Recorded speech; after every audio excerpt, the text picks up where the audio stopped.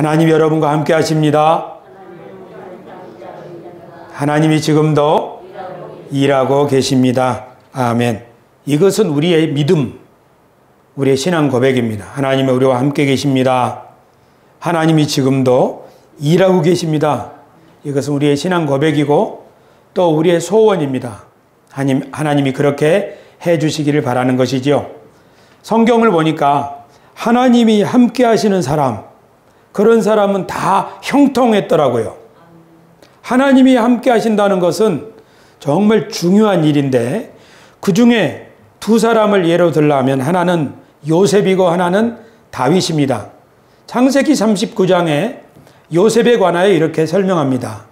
여호와께서 요셉과 함께 하심으로 그가 형통한 자가 되어 그의 주인 애굽 사람의 집에 있으니 그의 주인이 여호와께서 그와 함께 하심을 보며 또 여호와께서 그의 범사에 형통하게 하심을 보았더라. 아멘.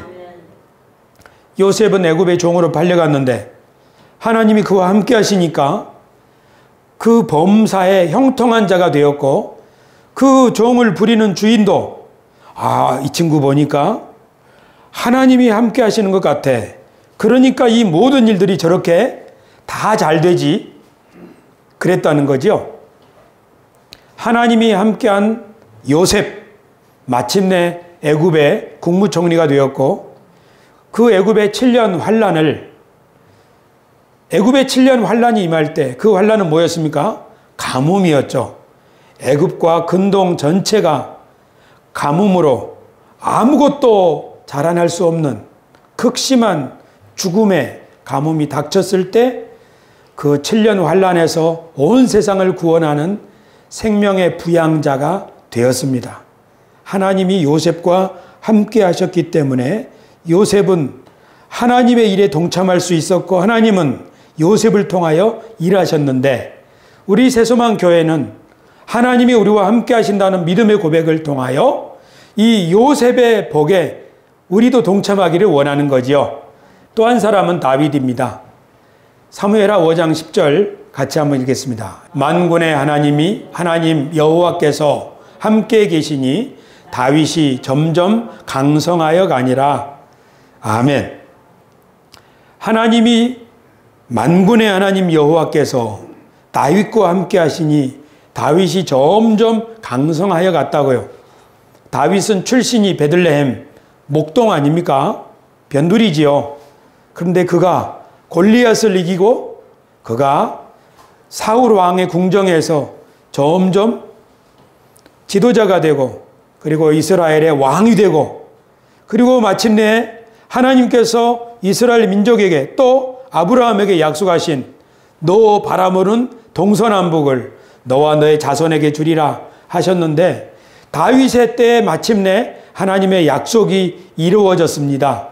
그것은 하나님이 다윗과 함께 하셨기 때문이라고 성경은 말씀합니다.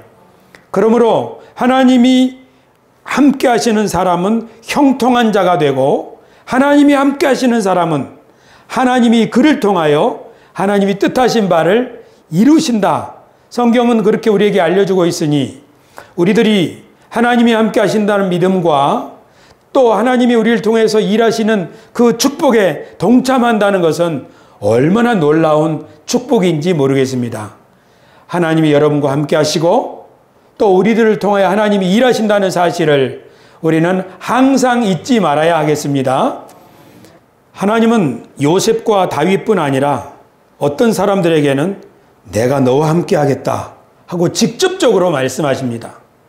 하나님은 아브라함에게 내가 너와 함께 하겠다 말씀하셨고 앞으로 다가올 흉년 때문에 내가 어떻게 살지 걱정하던 이삭에게도 두려워 말라 내가 너와 함께 하겠다. 그렇게 그 마음을 붙잡아 주셨습니다. 야곱은 중요한 결정을 할 때마다 하나님이 그와 함께 하겠다고 그를 격려하시고 그에게 용기를 주셨습니다. 우리 주 예수 그리스도께서도 승천하시면서 제자들에게 뭐라고 하셨습니까? 볼지어다 내가 세상 끝날까지 너희와 항상 함께 있으리라 그렇게 말씀하셨죠. 하나님은 어떤 사람에게 그렇게 말씀하시나요? 하나님은 모든 사람에게 내가 너와 함께 하겠다 그렇게 말씀하지는 않으셨습니다. 하나님이 어떤 사람들에게 내가 너와 함께 하겠다 그렇게 말씀하셨지요. 그들은 하나님이 부르셔서 하나님의 일을 그들을 통하여 이루기를 원하실 때, 내가 너를 통하여 내 계획한 일, 내가 하고 싶은 일, 내 일을 이루기를 원한다 하실 때, 그들을 보내실 때 하나님은 내가 너와 함께 하겠다 그렇게 용기를 북돋아 주셨죠. 그러니까 하나님의 임무를 맡은 사람에게 하나님이 내가 너와 함께 한다 그렇게 말씀하신다는 것을 알 수 있습니다. 하나님이 하나님의 일을 맡기시는 사람, 그에게 하나님이 함께 하시지요. 하나님은 이루어야 될 일이 있습니다. 교우 여러분, 하나님도 이루어야 될 일이 있다는 사실을 여러분 기억하시기를 바랍니다. 우리 지난주에 배웠죠. 요한복음 5장 17절 예수님이 이렇게 말씀하셨습니다. 예수께서 그들에게 이르시되 내 아버지께서 이제까지 일하시니 나도 일한다. 하나님 아버지는 지금까지 일하신다. 천지 만물을 창조하신 이후로 계속 일하신다. 하나님이 무슨 일을 하신다고 우리 지난주에 배웠습니까? 하나님은 무슨 일을 하십니까?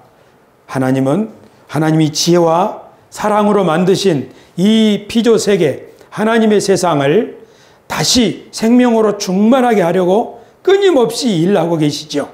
하나님은 이 세상을 살리시고 가정을 살리시고 나라와 민족들을 살리시고 온 세상을 생명으로 충만하게 살리기 위하여 하나님이 어떤 사람들을 부르셔서 그들에게 말씀하시는 거지요. 두려워하지 말라. 내가 너와 함께 한다. 하나님이 우리와 함께 하시는 이유는 하나님이 우리에게 일을 맡기셨기 때문이에요.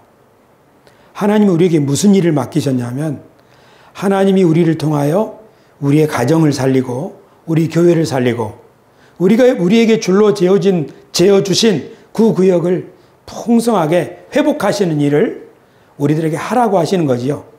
사실 예수님께서 12제자를 부르신 것도 그 12제자는 의미가 있지요. 12이라고 하는 것은 이스라엘 나라를 세운 12지파를 의미하는 거지요. 그래서 12제자를 세웠다는 것은 12명의 제자들을 세상에 파송하는 사도로 만드셔서 그들을 통하여 온 세상 만민에게 복음을 전하고 복을 주시려는 거지요. 그러니까 교회가 예수님의 반석, 사도들의 터 위에 세워졌다고 하는 것은 우리 모든 그리스도인들이, 우리 모든 성도들이 예수님으로부터 이 세상에 보내심을 받은 일꾼이라는 뜻입니다. 그러므로 교회는 예수님을 통하여 하나님과 언약을 맺은 사이라는 것을 꼭 기억해야 합니다. 아브라함이 하나님과 언약을 맺으신 것처럼, 그리고 아브라함의 자손들에게 하나님께서 함께해 주셔서 이삭에게는 100배의 축복을 주시고 야곱에게는 빈손으로 간 사람에게 세 때나 되는 큰 재산을 주시고 요셉에게는 세상을 구원할 수 있는 생명의 구원자가 되게 하셨던 것처럼, 그리고 이스라엘 민족에게는 종살이에서 건져내어 세상을 위한 하나님의 제사장 나라가 되도록 하나님이 그들과 언약을 맺으신 것처럼 예수 그리스도를 통하여 12제자, 12사도를 부르시고 그 사도들에게 새 언약을 맺으셨죠. 내가 너희와 새 언약을 맺는다. 그리고 너희를 통하여 예수님을 믿게 되는 모든 사람들도 사실은 하나님이 이 세상에 보내시는 하나님의 종들이고 하나님의 사도들이고 하나님의 일꾼들입니다. 그러므로 우리들이 하나님이 나를 부르시고 나를 보내셨지, 이 믿음을 가지는 사람들은 다 하나님이 나와 함께 하신다는 그 약속에 동참한 사람들이라는 것을 우리는 기억해야 하겠습니다. 할렐루야. 하나님이 우리와 함께 하심을 믿습니까? 하나님 우리와 함께 하시는 이유는 우리를 통하여 어딘가를 생명으로 풍성하게 하려는 거예요. 우리를 통하여 어떤 곳인가를 환하게 밝히시려는 거지요. 그래서 하나님은 우리들에게 날마다 힘과 용기를 주시는 거지요. 그리고 격려하시는 거지요. 내가 너와 함께 하겠다. 지난 금요일 밤에 예배당에서 기도할 때 저는 기도할 때마다 하나님 앞에 고민을 털어놔요. 하나님, 제가 어디에 순복음 신학교에 산상기도회 기도회를 인도하라는 부탁을 받았는데 거기 가서 무슨 말씀을 전할까요? 하나님 가르쳐 주세요 하고 기도 시간에 하나님께 질문을 해요.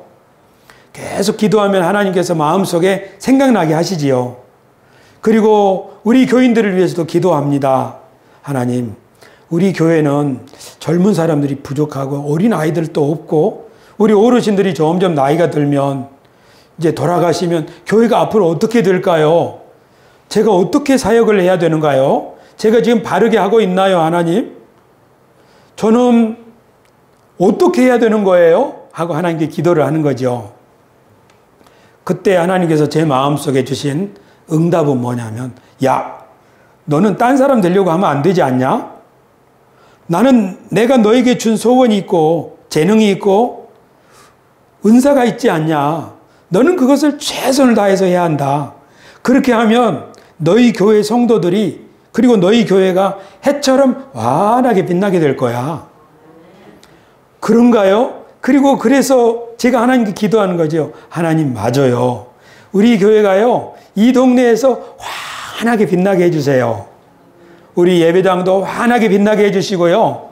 우리 옥상도 환하게 빛나게 해주세요. 지금은 어떤 사람들이 옥상 너무 지저분하다고 하지 않습니까? 하나님, 그렇지만 우리 교회가 이 지역에서 외관뿐 아니라 우리들의 삶이 환하게 빛나게 해주세요. 그리고 예배당에 오시는 한 분 한 분이 그 마음이 빛나고 그 얼굴이 해처럼 빛나고 그래서 각 가정에 가서 가정이 빛나게 하여 주십시오. 그렇게 간절히 기도를 드렸더니 제 마음에 기쁨이 충만해졌어요. 교우 여러분, 저는 그렇게 기도하기로 결심했어요. 새소망교회 오시는 모든 분들이 해처럼 빛나게 하여 주십시오. 그들이 가는 모든 가정과 환경이 그렇게 되게 해 주십시오. 어떻게 그렇게 될 수 있을까요? 하나님이 함께 하여 주신다고 약속하셨으니까요. 그러니까 요셉은 복 있는 사람이지만, 그리고 다윗은 하나님이 함께 하신 형통한 사람이지만 그와 동일한 사람들이 어디 있어요? 우리들이에요. 여러분, 이것을 꼭 믿음으로 받아들일 수 있게 되기를 바랍니다. 하나님이 부르신 사람들을 그냥 세상으로 보내지 아니하시고 하나님이 택하신 사람들을 통하여 세상을 환하게 빛나게 하고자 하실 때에는 그들을 먼저 주님의 날개 그늘 아래로 부르십니다. 예를 들면 아담과 하와에게 온 세상을 다스리게 하시고 그들에게 그런 은혜와 능력을 주기 위하여 하나님은 에덴 동산을 별도로 만드셨죠. 그리고 그리로 아담과 하와를 들이셔서 거기 하나님이 거니시고 그들이 하나님을 뵐 수 있게 하셨죠. 아담과 하와가 에덴 동산에서 거기 동산에 거니시는 하나님의 얼굴을 뵙고 주님과 동행한다면 그들의 마음속에 하나님이 주신 희망과 용기와 지혜가 충만해졌겠지요. 그런데 아담과 하와는 그곳에서 하나님의 영광을 보기보다는 뱀의 말에 귀를 기울였죠. 뱀의 말을 듣다 보니까 결국 하나님의 은혜의 빛을 세상에 비춰야 될 사람이 뱀의 의심을 받아들여 가지고 하나님을 등지고 말았죠. 여러분, 제가 하나 보여드릴 게 있습니다.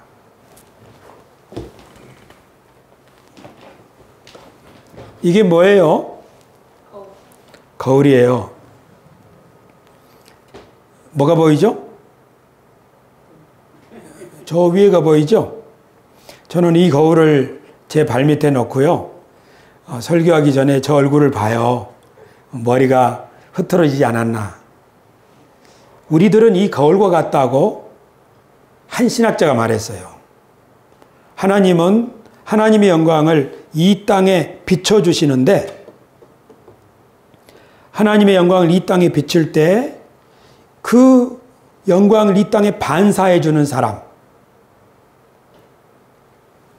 하나님의 은혜를 받아서 하나님의 빛을 받아서 이 거울이 세상에 쫙 비추어주는 것처럼 바로 하나님께서 에덴 동산에 아담을 들이시고 하나님께서 성막과 성전을 지으시고 거기 거하시면서 제사장 나라인 이스라엘 백성들에게 은혜의 빛을 쫙 비춰주시죠.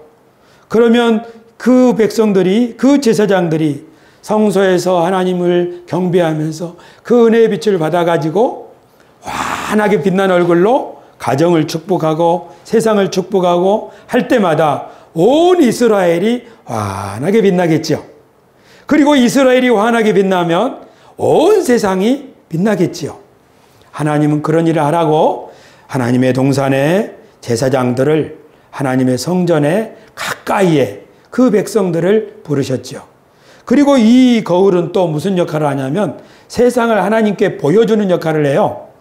우리들이 무슨 이 거울과 같이 하나님의 빛을 세상에 비추는 역할도 하지만 세상에 충만한 하나님의 감사를, 하나님 저 나무를 보세요. 이 나무가 하나님을 오늘도 찬송하고 있어요 하고 나무를 보면서 하나님을 찬미하고, 하나님 저 멀리 산을 보세요. 오늘은 먼지가 하나도 없어요. 너무 깨끗한 것 있죠 하면서 자연 만물을 보면서 하나님께 찬송을 하고, 그 중요한 역할이 바로 하나님이 에덴 동산에, 하나님이 그 성소에 부르신 제사장들이에요. 바로 우리들이죠. 하나님의 제사장들, 하나님이 부르신 사람들, 하나님은 어떻게 우리를 통하여 세상에 하나님의 영광을 나타내는가? 먼저 우리를 하나님의 동산으로 부르셔서 하나님의 얼굴을 보게 하시죠. 그래서 하나님께서 산에 가서는 이렇게 설교해라 하고 말씀도 주시고, 너희 교회는 이런 모습이야, 앞으로 이렇게 될 거야 하고 새로운 꿈도 주시고, 그래요. 하나님은 우리들에게 항상 그렇게 은혜의 빛을 비춰주시죠.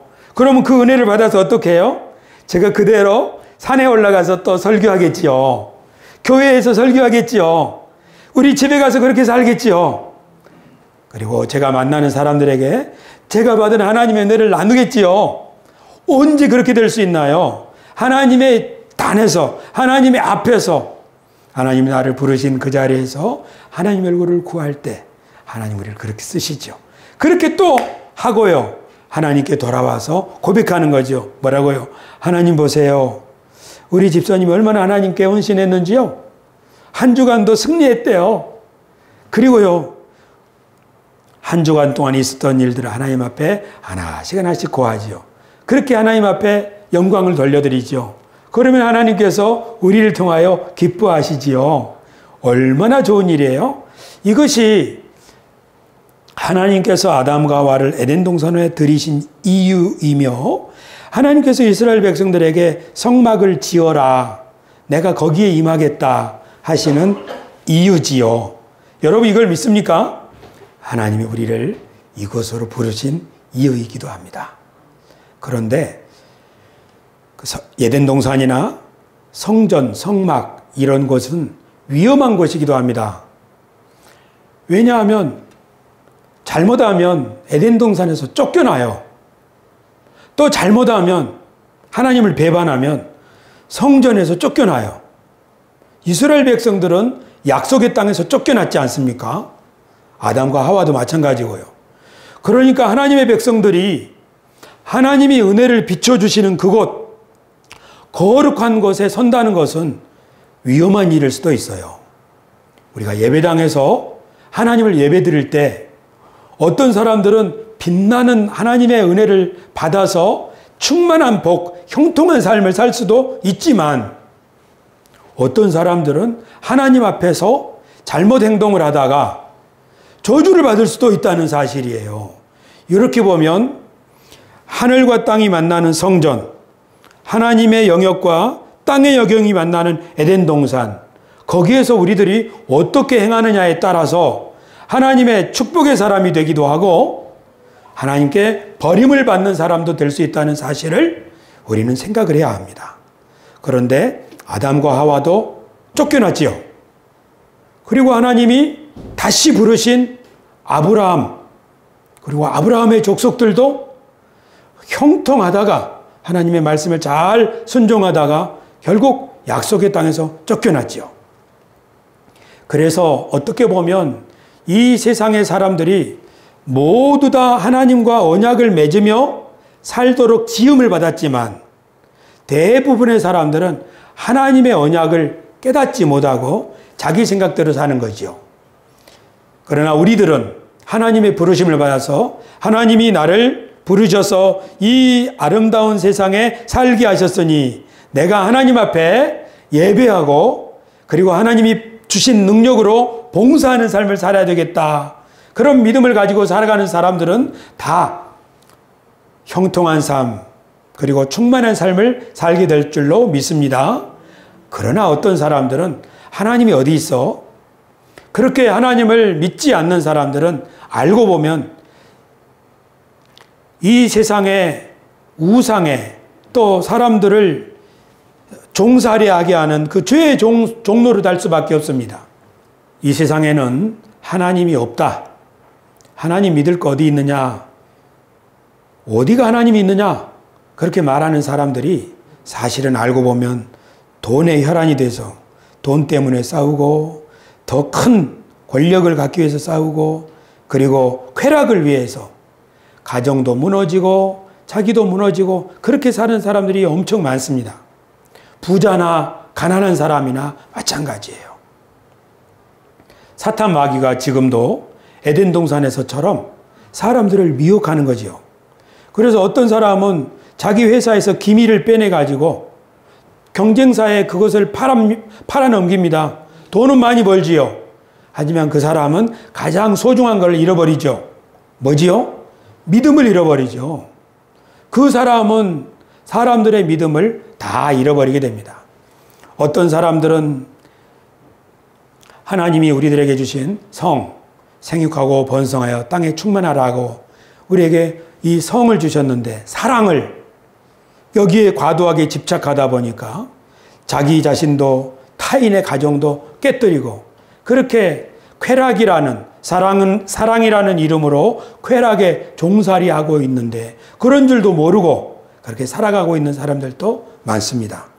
이 세상에 많은 사람들이 이처럼 에덴 동산에서 선악을 알게 하는 나무 열매를 따먹은 그 아담과 하와처럼 하나님이 이 세상에 자기에게 주신 삶의 터전을 축복의 장소로 만들기보다는 하나님의 언약을 소홀히 여기고 자신이 누구인지를 잊어버리고 그렇게 살아가고 있습니다. 그러므로 교회가 이 세상에 필요한 이유는 뭐겠어요? 우리들이 먼저 하나님의 부르심을 받아서 하나님의 제사장적인 삶, 은혜와 축복을 나누는 삶, 그리고 어떻게 하나님 앞에 영광을 돌려드리는지 그런 삶을 살 수 있도록 그런 삶의 모델이 되라고 하나님이 우리를 이곳으로 부르지 않으셨어요? 할렐루야. 예수님이 십자가를 지신 이유도 이것입니다.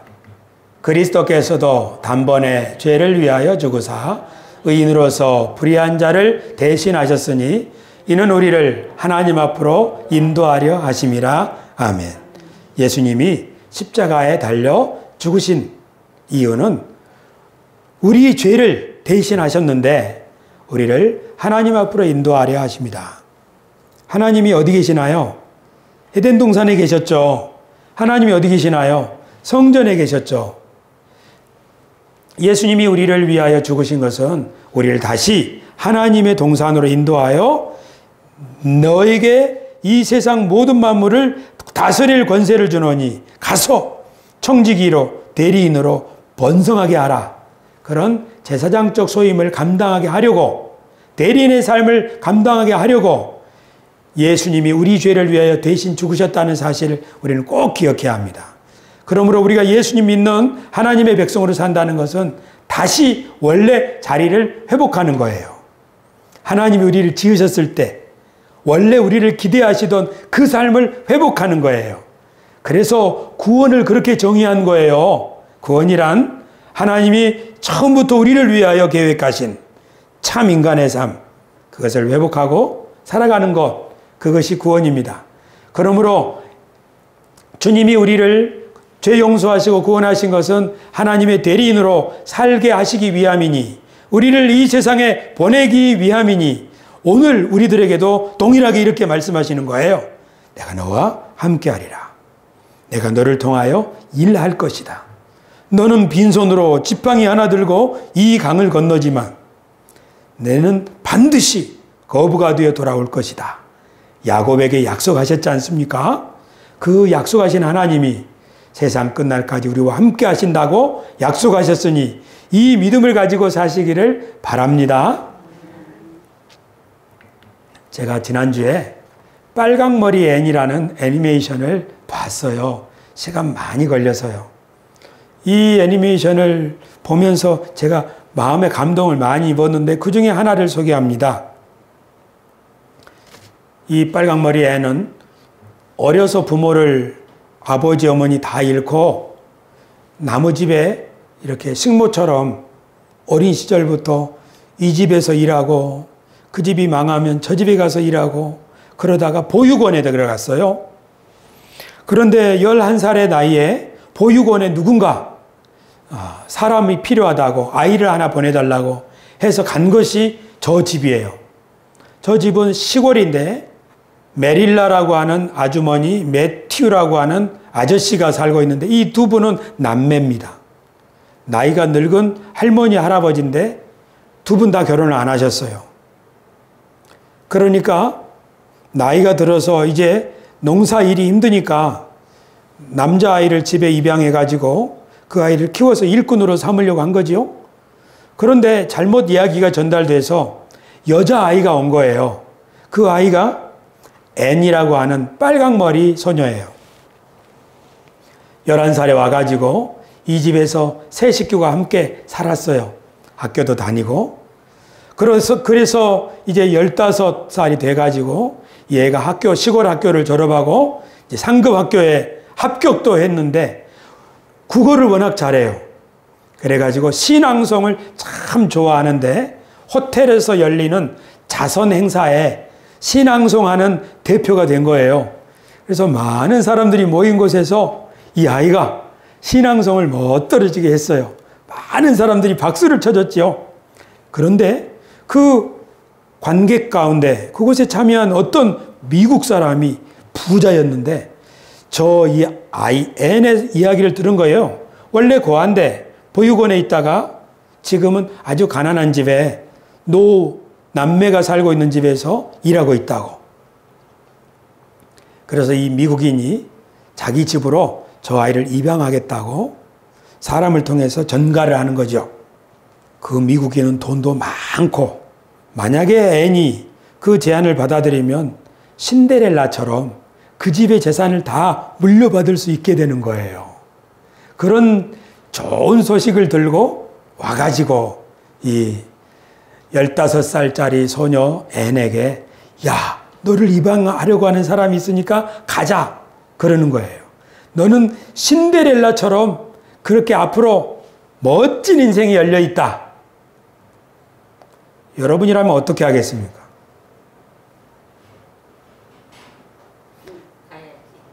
가야지. 그렇게 생각하시겠어요?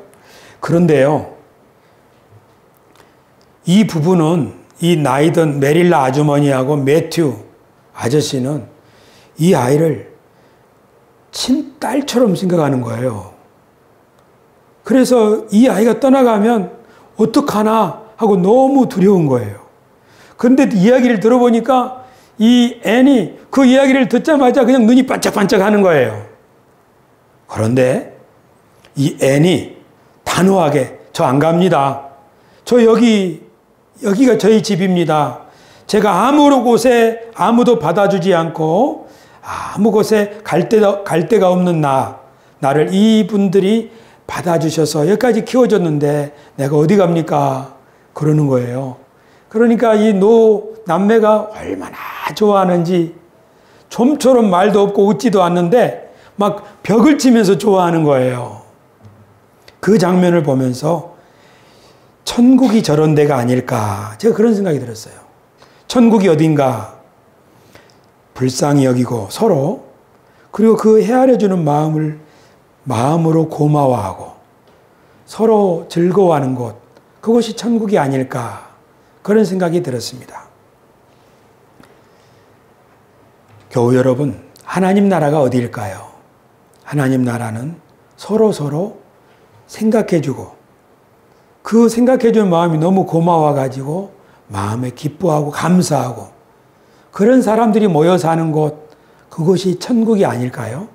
저는 우리 새소망 교회가 그런 교회가 되기를 바랍니다. 그리고 우리가 사는 집, 그리고 우리가 살아가는 모든 곳에서 그런 일들이 이루어지기를 바랍니다.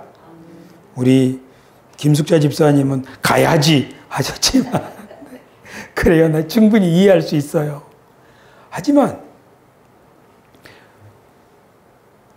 하나님께서 우리를 부르시는 그곳에 꼭 더 좋은 조건, 더 많은 돈, 그런 것이 문제가 아니라 믿음을 지키고 의리를 지키고 또 나에게 베풀어 주신 사람들의 은혜를 기억하고 그 가운데서 서로 살아간다면 그것이야말로 하나님의 뜻이 이루어지는 아름다운 자리가 되리라고 믿습니다.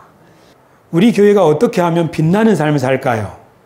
그것은 돈이나 힘이나 체면이나 그런 것에 얽매이지 말고 우리가 어떻게 하면 하나님의 대리인으로서 바르게 살 수 있을까? 그런 생각을 가지고 살 때 하나님께서 우리를 통하여 우리 교회를 빛나게 하실 줄로 믿습니다. 그렇지요? 때때로 쉬운 일은 아니에요. 바보 같기도 하고요. 손해를 입기도 해요.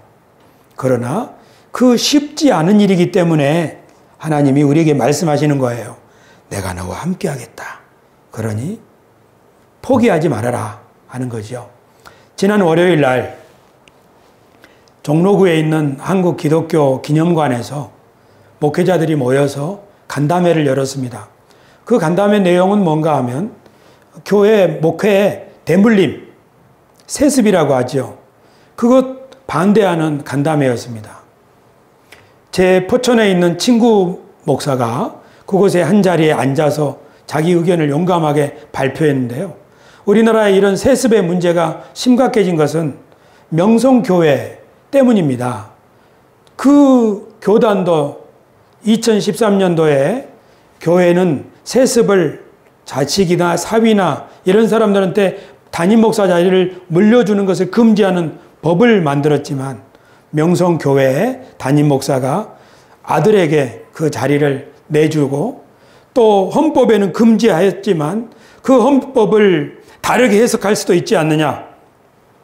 그렇게 밀어붙이는 바람에 그 교단은 지금 몇 년째 이 문제로 그렇게 소란한 가운데 있습니다.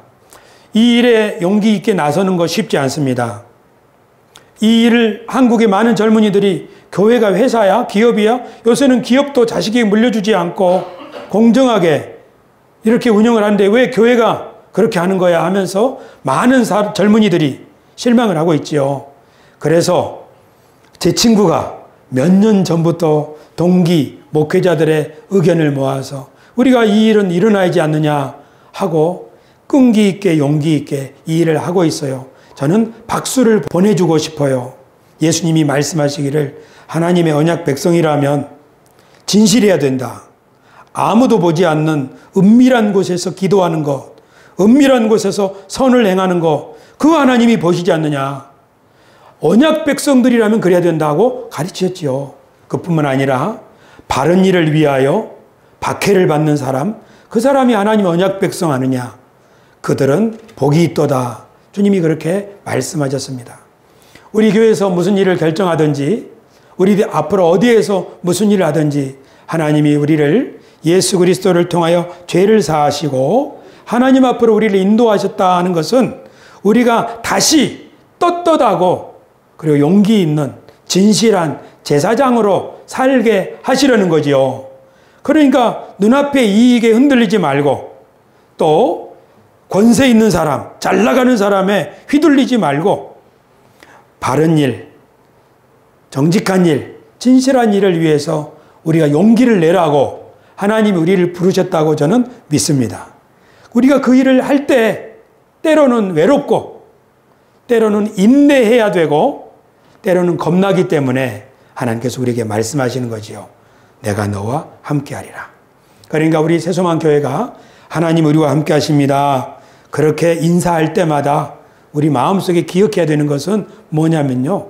하나님은 시골 말로 매락 없이 까닭 없이 우리와 함께 하시는 게 아니에요. 뭐예요? 하나님의 뜻을 우리가 행하려고 할 때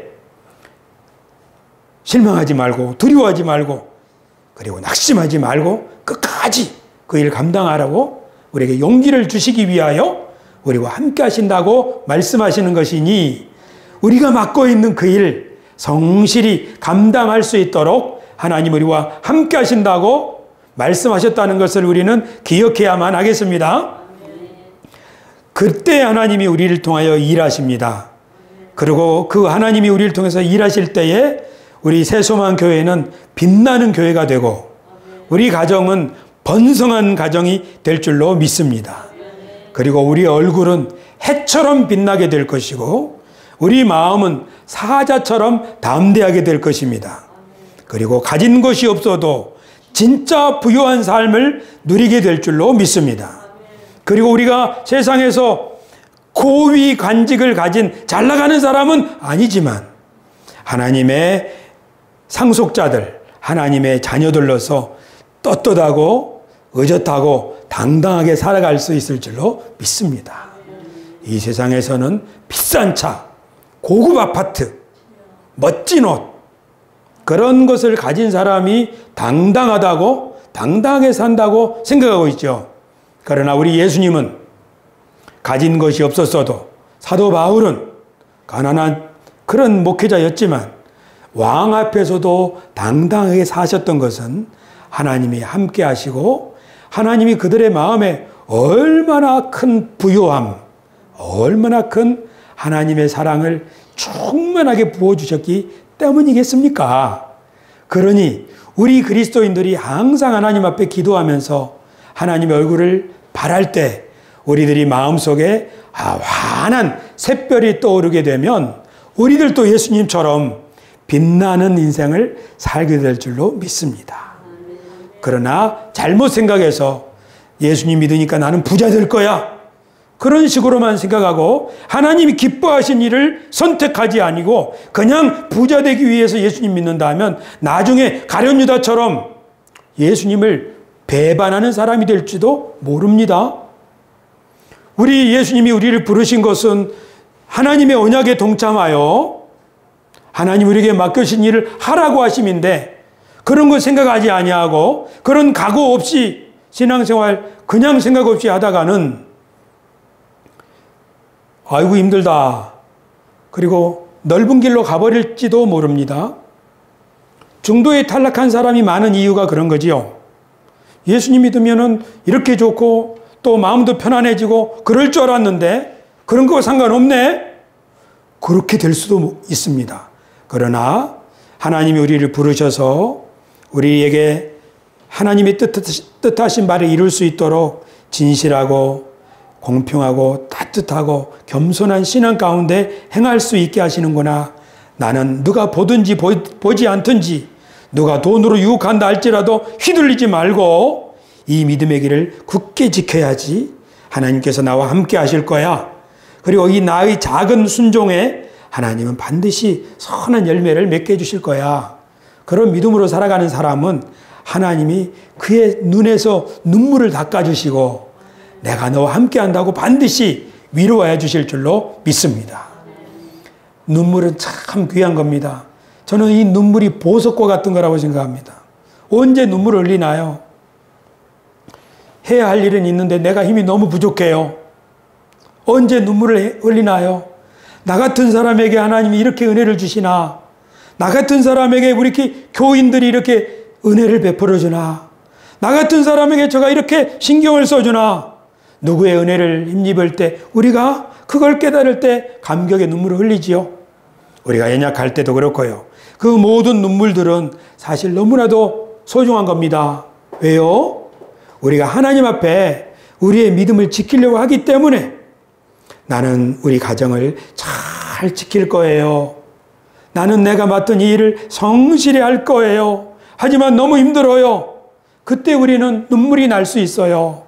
그리고 때때로 하나님께서 우리에게 감격을 주실 수도 있어요. 그 모든 눈물을 주님께서 우리를 닦아주시고 위로해 주시는 분입니다. 할렐루야. 우리 새소망교회는 이런 하나님의 부르심을 받은 교회임을 항상 기억합시다. 그리고 우리를 통하여 하나님이 함께 하시고 일하신다는 사실, 그 하나님의 약속을 믿고 힘들지만 우리의 믿음의 길을 잘 다름질해 봅시다. 여기 보니까 한 분도 한 주간을 쉽게 보내시는 분은 없는 것 같아요. 진짜예요. 여러분 한 분 한 분 제가 보니까 한 주간 보내는 것이 정말 어려워요. 왜요? 우리가 있는 그 자리에서 우리가 선한 삶, 좁은 길을 걸어가려고 노력하기 때문이죠. 하지만 그 일 하나님이 기뻐하시고 그 순종을 통해서 하나님이 우리들을 또 이 세상을 새롭게 하신다는 사실을 기억하시고 오늘도 우리와 함께 하시는 주님께 도움을 청하면서 힘을 받고 용기 있게 살아가는 우리 모두가 됩시다. 인사합시다. 하나님 여러분과 함께 하십니다. 하나님이 지금도 일하고 계십니다. 기도하겠습니다.